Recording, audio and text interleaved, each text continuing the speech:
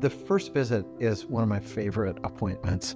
I will meet the parents and the child in the waiting room, and we always like to start off with something easy. So we call this big concept desensitization. We slowly introduce the kids to what we do. And for the younger kids, we like to start off with feeding the gerbils. That lets us all get to know each other in a very comfortable, non-threatening environment. And then from there, we play with some toys. And well, the kids think they're toys, but they're actually dental instruments. And so they're learning about the dental instruments, and then eventually we're using the dental instruments on their hand, and then eventually they're laying down, and then eventually those dental instruments are then in their mouths and we're cleaning their teeth.